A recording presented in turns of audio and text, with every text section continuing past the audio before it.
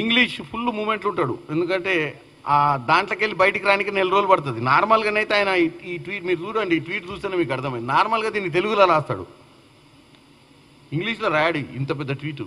దీంట్లో ఏంది అంశం, సారాంశం ఏంటంటే దీన్ని తెలుగులో రాయొచ్చు. ఎందుకంటే ఫార్ములా ఈ కేసు విషయంలో మళ్ళీ ఆయన సోమవారం రోజు మళ్ళీ పిలిచిర్రు, ఈడీ పిలిచింది. పిలిస్తే దానికి సంబంధించిన ఏసీబీ పిలిచింది. దానికి సంబంధించిన దాని మీద ముఖ్యమంత్రి గారి మీద అక్కసు వెళ్ళగలుస్తూ ఇక నువ్వు నేను ఛాలెంజ్ చేసుకుందాం. నేను ఈ మధ్య ఇంకోటి ఇన్సిడెంట్ జరిగిందని నాకు నిన్ననే ఎవరు చెప్తారు వాళ్ళు. ఈ మధ్య ఆయన అమెరికా పోయినప్పుడు ఎవరు ఆయన చూసి మహేష్ బాబు లెక్కున్నావు అని అన్నాడంట. అదో పెద్ద పరిశాన్ పట్టుకుంది. ఇప్పుడు ఈ మహేష్ బాబు అని చెప్పిన కాంచి ఒక్కడి సినిమాలో కబడ్డీ ఆడినట్టు నిన్న ఆయన ఈ ట్వీట్లో ఛాలెంజ్ ఏంటంటే ఒక్కడి సినిమాలో మహేష్ బాబు కనుక కబడ్డీ ఆడతాడు కదా, అట్లా అన్నట్టు రా, నువ్వు ముఖ్యమంత్రివి కదా, ఎందుకు అనవసరంగా పబ్లిక్ పైసలు ఖర్చు చేసి ఎంక్వైరీ కమిషన్లు ఈ కోర్టులు ఇవన్నీ ఎందుకు, మన ఇద్దరం కలిసి చలో తాడోపేడో తెలుసుకుందని రమ్మంటుడు. ఎవరిని? ముఖ్యమంత్రి రేవంత్ రెడ్డి గారిని. నీ మీద కూడా పాత కేసులు ఉన్నాయి కదా, నా మీద కూడా కేసు ఉంది కదా, ఇక మన ఇద్దరం ఇవన్నీ ఈ ఊకే ఏసీబీలు ఈ కోర్టులు ఇవన్నీ కచేరీలు ఎందుకు, ఆల్రెడీ రాష్ట్రం అప్పులపాలైందని కూడా ఈ కేసులన్నీ బంద్ చేద్దాం, ఇద్దరం కలిసి నడి రోడ్డు మీద వద్దాం, వచ్చి లై డిటెక్టర్ టెస్ట్ పెట్టుకుందాం. పెట్టుకుంటే నువ్వు లయ్యా నేను లయ్యా అంటుండు. నేనేమంటున్నాయా, లయ్యి వయ్యి కాదు, కానీ నువ్వు డిటెక్టర్ టెస్ట్లకు రాలేని విషయం అయితే ఆయన పెట్టింది ఇదే సబ్జెక్టు. ఇది ఎట్లుందంటే మహేష్ బాబు అని చెప్పారు కదా, మహేష్ బాబు అనగానే ఒక్కడి సినిమాలో ఏకపాత్ర అభినయం చేసి ఇప్పుడు తెలంగాణ ప్రజల ముందు నా అంత గొప్ప హీరో లేడు, ఛాలెంజ్ చేసినా రమ్మంటే వస్తలేడని చెప్పడానికి ప్రయత్నం చేస్తుండు. గతంలో మేము ఎప్పుడో ఒక అంశం వచ్చినప్పుడు వైట్ టెస్ట్ చేయించుకోమని చెప్పినాం. అంటే అప్పుడు డ్రగ్స్ విపరీతంగా సినిమా యాక్టర్లు హైదరాబాద్ నగరం డ్రగ్స్ వాళ్ళ పరిపాలనలే చేసుకోమన్నప్పుడు ఈరోజు ఛాలెంజ్ చేస్తుండు కదా దొరవారు, మరి చిన్న దొరయ్యాల మనం ఛాలెంజ్ చేసినప్పుడు మరి ఆయనే వచ్చి చేసుకోమంటే చేసుకోలే. సరే నేను ఆయన వాడిండు అని నేను అంటలేను. నీ ఒక ప్రజా ప్రతినిధిగా నీ మీద ఒక అబాండా వచ్చినప్పుడు దాన్ని సరిదిద్దుకునే ప్రయత్నం చేసేది ఉండే. మరి ఈరోజు ఎందుకు ఛాలెంజ్ చేస్తున్నావు కేటీఆర్ గారు అంటే ఫ్రస్ట్రేషన్ పీక్కి వచ్చింది. ఇక్కడ సబ్జెక్ట్ ఏంది, నువ్వు క్యాబినెట్ ఆమోదం లేకుండా ఒక మున్సిపల్ శాఖ మంత్రిగా నువ్వు ఇంత డబ్బు నువ్వు అకౌంట్లకు ట్రాన్స్ఫర్ చేసినావు అనేది సబ్జెక్టు. అవును నువ్వు తెచ్చుకో, ఇప్పుడు నువ్వు ముఖ్యమంత్రి అయినావు కానీ నేను ట్రాన్స్ఫర్ చేసింది వాస్తవమే, నువ్వు తెచ్చుకోవచ్చు కదా అంటుండు.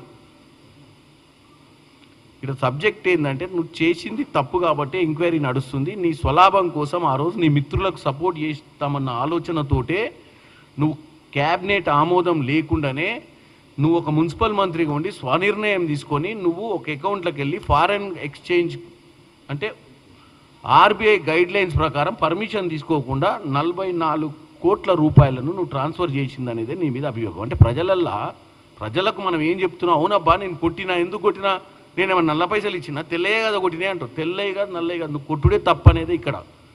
దాన్ని కూడా నువ్వు సమర్థించుకునే ప్రయత్నం చేయడం అంటే నీకు ఒకటి అంబేద్కర్ రాసిన రాజ్యాంగం మీద ఇప్పుడున్న కోట్ల మీద నీకు నమ్మకం లేదు. కోట్ల పంచాయతీ ఈయనది ఒక పంచాయతీ ఏసీబీ. అప్పుడు మా ముఖ్యమంత్రి గారి మీద అప్పుడు పాత కేసు ఒకటి ఉండే, ఇక 2 కేసులు ఎందుకు, మన ఇద్దరం వచ్చి లై డిటెక్టర్లు పెట్టే, మన కోర్టులు ఎందుకు, లై డిటెక్టర్లు మీరే పెట్టుకునేది ఉంటే. నువ్వు ఒక ప్రజాప్రతినిధి వెయ్యుండి ప్రజలకు నువ్వు ఆదర్శంగా నిలబడాల్సిన వెయ్యుండి కోర్టుల మీద పోలీస్ ఎంక్వైరీల మీద పెట్టుబడి ఎందుకు పెట్టాలి, మనమే తెలుసుకుందాం రా అని చెప్పేదాన్ని బట్టి చూస్తే నీ అవివేకము కనపడుతుంది ఇక్కడ. దానికి ఇంత పెద్ద ఇంగ్లీష్లో ట్వీటు ఏమని చెప్పాలి, తెలంగాణ ప్రజలు అర్థం చేసుకోవాలి. ఏమని, 10 సంవత్సరాల అధికారంలో ఉండి సంవత్సరంన్నర పాలన మీద ఎంత పీక్కు పోయిందో ఫ్రస్ట్రేషన్.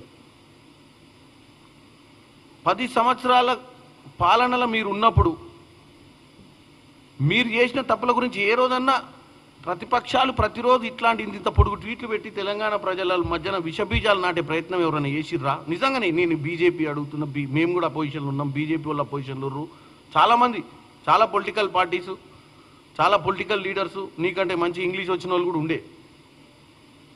మా కొండ విశ్వేశ్వరరెడ్డి అన్న కూడా ఇక్కడ మంచి ఇంగ్లీష్ వచ్చు. ఏ రోజన్నా మిమ్మల్ని 24 గంటలు ట్వీట్లను దేంట్లను ప్రజలను తప్పుదో పట్టించే ప్రయత్నం చేసిర్రా? చేయలే. మరి మీరు ఎందుకు చేస్తున్నారు? ఇవాళ మీరు కేవలం మళ్ళీ ఈరోజు నిన్నటిదాకా దయ్యాలని చెప్పినటువంటి సిస్టర్ మళ్ళీ సెంటిమెంట్ స్టార్ట్ అయింది. ఇవాళ అరే మా వర్కింగ్ ప్రెసిడెంట్కు నోటీసులు ఎట్లు ఇస్తారంటారు? అసలు మళ్ళీ ఈ సబ్జెక్ట్ నేను ముందే చెప్పిన, ఈ ఫ్యామిలీ డ్రామా ఇది ఎన్ని ఎపిసోడ్లైనా నడుతుందని. మొన్ననే మా అయ్య చుట్టూ దయ్యాలు ఉన్నాయని చెప్పింది, ఇవాళ మా వర్కింగ్ ప్రెసిడెంట్కి నోటీసులు వేసి ఇస్తారని. ఏందా ఈ కాంట్రడిక్షను? తెలంగాణ ప్రజలు అర్థం చేసుకోవాలి. కవితకు వర్కింగ్ ప్రెసిడెంట్ కేటీఆర్ఏ అయినప్పుడు ఇంకా మరి బీఆర్ఎస్ పార్టీ కదా ఆమె. ఇంకెవరు దయ్యాలు మరి వాళ్ళ నాయనను తప్పుతో పట్టించింది? ఇవాళ ఒక దయ్యానికి నోటీసులు ఇస్తేనే తట్టుకోలేని పరిస్థితికి వస్తే మరి ఈ డ్రామాకు తెర వేసినట్టేనా? అంటే ఈ తెలంగాణ ప్రజలకు అయిపోయిందా టైంపాసు మన ఫ్యామిలీ ఎపిసోడు, లేకపోతే ఇంకా కంటిన్యూయేషన్ ఉందా ఎపిసోడ్? సో ఈ కేసీఆర్ కుటుంబం 24 గంటలు తెలంగాణ ప్రజలను తప్పుతో పట్టించాలన్న ఆలోచన ఉంది అనేది క్లియర్ కట్గా మనకు అర్థమవుతుంది.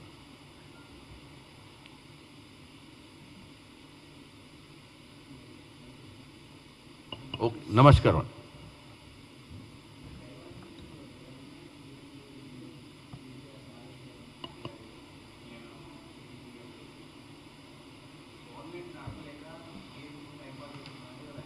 గవర్నమెంట్ నడిపిస్తున్నామా నడిపిస్తలేమా? గవర్నమెంట్